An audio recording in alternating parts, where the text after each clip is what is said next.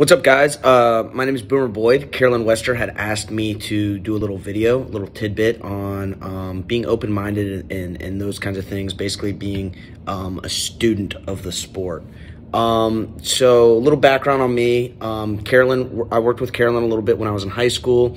I went on to the University of Missouri where I wrestled for Coach Brian Smith and Coach Sammy Henson. Had a great time wrestling for them, great coaches. And yeah, so now I'm at in North Carolina at Innovate. We have a club here in Wilmington, and we've sent some guys up to Carolyn to do some work with her, and she does a great job. But one of the issues I think she has, talking with her and then also being at practices and watching maybe other coaches and other athletes, how they respond with her, is it seems like they're not quite as open-minded maybe as they should be. Now, the way she approaches wrestling is very different than a lot of other people. She approaches it more from an academic, mathematical approach, which I think is amazing. And a lot of the things she does, I try to incorporate in things that I'm doing. I think it's very cutting edge. It makes a lot of sense based on, physics principles and those things. I'm a science guy myself. I studied biology at the University of Missouri. So I'm very into the biomechanics and how we can create better biomechanics and better positioning to improve our technique, athleticism, in wrestling.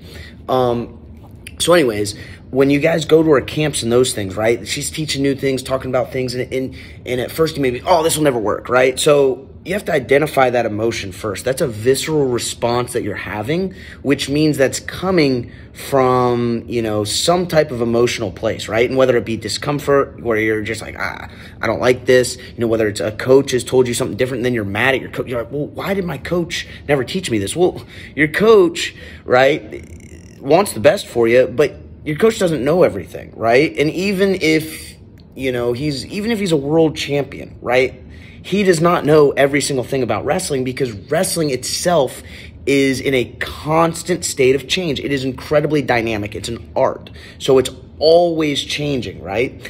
And based on that, we have to be students and take a second, take a step back and, okay, well, why is this way? And we have to critically assess the information for ourselves. Okay, so just because one person says, oh, it has to be this way, doesn't mean that's true.